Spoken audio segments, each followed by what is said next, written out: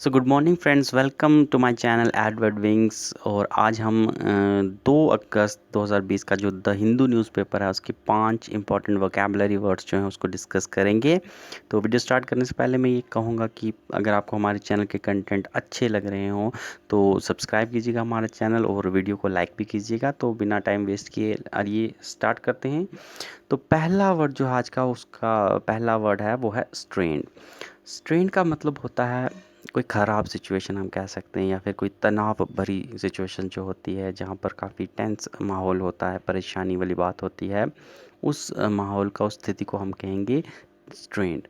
Synonyms इसके आ जाएंगे damage, trouble, tense, uneasy, unfriendly, fraught या अनरिलैक्स्ड। ये सारे इसके सिनोनिम्स आ जाएंगे जो कि तनाव भरी सिचुएशन को बताएंगे, जो कि और एंटोनिम्स इसके बिल्कुल उल्टे हो जाएंगे जो कि एक अच्छी तनाव मुक्त सिचुएशंस को बताएंगे, कोई शांत सिचुएशन को बताएंगे। तो एंटोनिम्स में आ जाएंगे तनाव मुक्त जो सिचुएशंस होंगी, जो कि फ्रेंडली सिचुएशन होंगी हमारे लिए, जैसे कि रिलैक्स हो गया, फ्रेंडली, अनईजी, कंफर्टेबल या फिर नीव। तो अगर सेंटेंस के तौर पर यूज़ करना हो तो हम कह सकते हैं कि the ties between the two countries seems strained beyond the immediate repair. कि जो दो कंट्रीज़ हैं, कोई तनाव भरी सिचुएशन उनके बीच, स्ट्रेन्ड सिचुएशन आ गई है, तो उसके लिए हम कह सकते हैं कि उन कंट्रीज़ के बीच में जो टाइज़ हैं वो स्ट्रेन्ड हो गए हैं, तनावपूर्ण हो गए हैं, ख़राब हो गए हैं। और ऐसा लग नहीं रहा कि वो जल्दी से ठीक होने वाले हैं, जैसे कि अभी हमारा इंडिया और चाइना के बीच के टाइज जो चल रहे हैं वो भी अभी स्ट्रेन्ड सिचुएशन पर हैं, तो लग नहीं रहा है इतनी जल्दी वो ठीक होने वाले हैं। सेकंड वर्ड जो है आज का वो है मैनूवर। तो मैनूवर जो है उसका मतलब होता है चालबाजी करना, धोखेधड़ी करना, दांव पेच खेलना। ठीक है, धोखे से कोई चीज़ करना। तो चालबाजी, ये सारे इसके अंदर आ जाएंगे। सिनोनिम्स आ जाएंगे इसके एक्टिविटी, टैक्टिव, डॉज, रूज, आर्टिफिस, सबटरफ्यूज या प्लो। ये सारे जो हैं इसके सिनोनिम्स आ जाएंगे। एंटोनिम्स में बिल्कुल उल्टे हो जाएंगे, जो कि ईमानदारी से कोई चीज़ करना, वो इसके एंटोनिम्स में आ जाएंगे, जैसे कि इनएक्टिविटी, इनएक्शन, स्टॉपेज या फिर ऑनेस्टी। सेंटेंस के तौर पर यूज़ करना तो कहेंगे the party leader won the election because of his ministers manoeuvre. कि पार्टी जो थी वो जीती तो सही इलेक्शन, लेकिन जीती क्यों? अपनी ईमानदारी पर नहीं जीती, बल्कि जो पार्टी का जो मिनिस्टर था उसका जो मैनूवर था, यानी उसकी जो चालबाजी थी, उसके जो टैक्टिक्स थे, उसकी वजह से जीती। गलत बात है भाई। जीतना है तो भाई कुछ काम करके जीतो यार, क्यों आप ऐसा, वही बात है कि इलेक्शन के 4 साल तक कुछ नहीं करते हैं और आखिर के 5-6 महीने में वो सब कुछ कर देते हैं जो पूरे 4 साल में नहीं किया। तो सबसे बड़ी गलती हम वोटर्स की भी है कि हम उनको उनके पूरे 5 साल के पीरियड्स में जज नहीं करते, बल्कि हम उनको एक पर्टिकुलर जो 2-3 महीने का एक पीरियड होता है, जो कि उन्होंने काम करना ही करना है, जिस पीरियड में हम उस पीरियड के जज के बेस पर उनको वोट कर देते हैं। तो हमारी वोटर्स की खुद की भी गलती है कहीं ना कहीं, इस जो भी सिचुएशंस आती हैं, क्योंकि ऐसा करके फिर अगले 4 साल तक फिर से आपको बिल्कुल स्टैंड स्टिल सिचुएशन आ जाती है, जब कोई डेवलपमेंट नहीं, कोई काम नहीं। फिर आखिर से वही बात है कि 5 साल, जो 5वां साल लगेगा तब से काम, तभी काम होना शुरू होगा। तो प्लीज़ वोट डालते टाइम पूरे 5 साल का काम देखिए किसी भी सरकार का, तब वोट कीजिएगा। थर्ड वर्ड जो है वो है डिप्लोमैट। डिप्लोमैट का मतलब होता है राजदूत। राजदूत या राजनायक, यानी एक कंट्री का जो पर्सन दूसरी कंट्री में होता है, उस कंट्री के सारे अफेयर्स देखने के लिए उसे हम डिप्लोमैट कहते हैं। सिनोनिम्स इसके आ जाते हैं एम्बेसडर, काउंसिल या परस्यूवेंट। ये सारे इसके सिनोनिम्स आ जाते हैं। और इसी डिप्लोमैट के रिलेटेड एक होता है कि मिशन, डिप्लोमेटिक मिशन होता है, जिसे हम दूतावास कहते हैं। यानी जो एम्बेसी होती है हमारी दूसरी कंट्री में, या किसी भी कंट्री की एम्बेसी अगर दूसरी कंट्री में, उसे हम मिशन कहते हैं। ठीक है, उसे हम दूतावास कहते हैं या मिशन कहते हैं। जो डिप्लोमेट्स जहाँ पर स्टे करते हैं, एक कंट्री के डिप्लोमेट्स जो दूसरी किसी कंट्री में जहाँ पर भी स्टे करेंगे, उसे हम मिशन कहेंगे या दूतावास कहेंगे।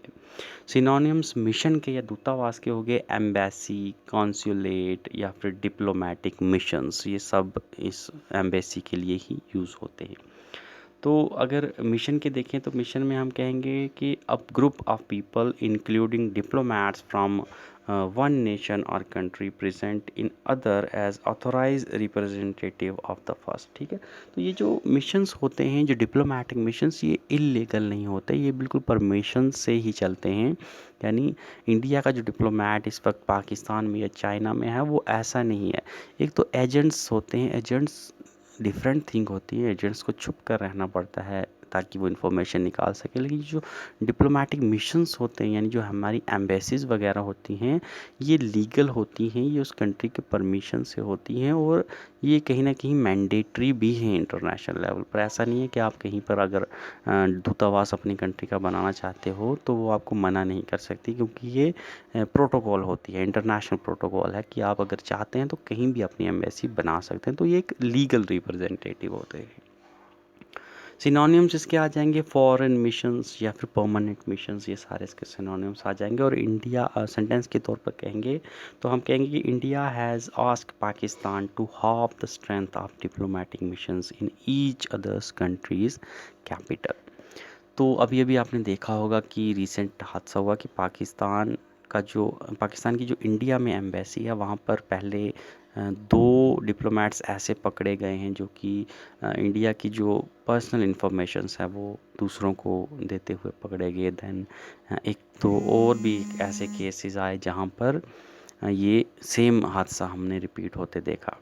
तो फिर उसके बाद इंडिया का रिएक्शन का था क्या था कि इंडिया ने उनको कहा कि पाकिस्तान को कहा कि जो भी हमारी आपके उधर एम्बेसी है या आपकी हमारी इधर एम्बेसी है, तो उनमें जो भी डिप्लोमेट्स की स्ट्रेंथ है उसके बिल्कुल आधा कर दिया जाए। यानी अगर अभी 50 डिप्लोमेट मौजूद हैं तो उसको 25 कर दीजिएगा और दोनों जगह पे कर दीजिएगा, ताकि कंट्रोल जो है 50 के ऊपर नज़र रखना थोड़ा मुश्किल होता है, लेकिन 25 होंगे तो अच्छे से नज़र रखी जा सकती है उन पे। तो ऐसा एक मानना था। ठीक है, चौथा वर्ड जो है आज का वो है डिमार्च। डिमार्च का मतलब होता है कार्यवाही। ओके, कार्यवाही भी, लेकिन वो भी किस मामले में, ऐसे ये नहीं है कि कुछ चोरी करते हुए पकड़ा गया कोई आम आदमी, तो उसके ऊपर जो कार्रवाई हो वो डिमार्श होगी। डिमार्श होती है जो डिप्लोमेट्स के ऊपर कार्रवाई होती है। जैसे कि सेम एग्जांपल है कि पाकिस्तान के डिप्लोमेट्स अभी इंडिया में पकड़ने हुए गलत काम करते हुए, मतलब इंफॉर्मेशन लीक करते हुए, उनके ऊपर जो कार्रवाई होगी उसे हम डिमार्श कहेंगे। ठीक है, तो demarche means a course of action in diplomatic relationship. ठीक है, जो डिप्लोमेटिक रिलेशनशिप्स में जो हम एक्शन लेते हैं उसे हम डिमार्च कहते हैं। सिनोनिम्स हो गए action, step, move, initiative, procedure. और एंटोनिम्स हो गए इसके बिल्कुल उल्टे, यानी ठहराव। एक तो की कार्रवाई करना यानी कुछ कर रहे हो आप, एंटोनिम्स हो जाएंगे बिल्कुल कुछ नहीं कर रहे, रुकावट सी आ गई, अच्छा चल रहा है, सब कुछ स्टेबल है तो कुछ करने की ज़रूरत ही नहीं है। एंटोनिम्स में आ जाएगा in action, in activity, caseation, stop over और स्टैंड स्टिल। सेंटेंस के तौर पर यूज़ करना है तो हम कहेंगे कि Pakistan released two Indian high commission staffer in Islamabad after strong demarche by Indian.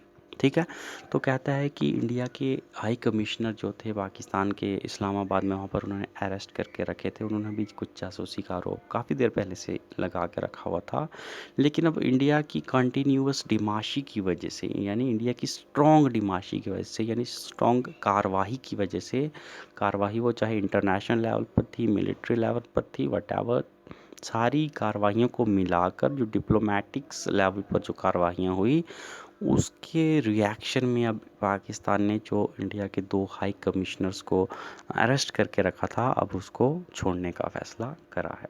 ठीक है, तो आज का आखिरी वर्ड जो है पांचवा, वो है ओवरवेल्म। ओवरवेल्म का मतलब होता है किसी पर हावी हो जाना, किसी को हरा देना। ठीक है, किसी को पराजित करना, यानी मतलब किसी पर आप जब डोमिनेंट हो जाते हो तो ओवरवेल्म हो जाता है। तो डोमिनेंट हो जाओगे इट मीन्स कि आपने तो जीतना ही जीतना है। ठीक है, डोमिनेंट जो भी होगा उसने जीतना ही जीतना है। कि अब शेर की लड़ाई अगर कुत्ते से हो रही है तो डोमिनेट कौन है? शेर है। और जीतेगा कौन? अब ये बिल्कुल भी नहीं कोई सोचेगा, ना ही ये हो सकता है कि एक कुत्ता जो है वो शेर से जीत जाए। क्यों? क्योंकि शेर जो है वो ओवरवेल्म है, प्रभावी है, हावी है पहले से लेकर। सिनोनिम्स आ जाएंगे ओवरकम, टच, अफेक्ट, ट्रांच, राउट, बीट और डिफीट। और एंटोनिम्स इसके बिल्कुल उल्टे आ जाएंगे, यानी जो हौसला बढ़ाने के रिलेटेड होंगे, जैसे कि boost, encourage, promote, support, stimulate. Sentence के तौर पर यूज़ करना है तो हम कहेंगे कि he overwhelm his opponents with his superb technique, कि वो अपनी सुपर्ब टेक्निक की वजह से अपने जितने भी उसके ओपोनेंट्स थे, जितने भी उसके दुश्मन थे, उन पर वो ओवरवेल्म हो गया, उन पर वो हावी हो गया, उन पर वो जीत गया, उस पर उसने जीत हासिल की।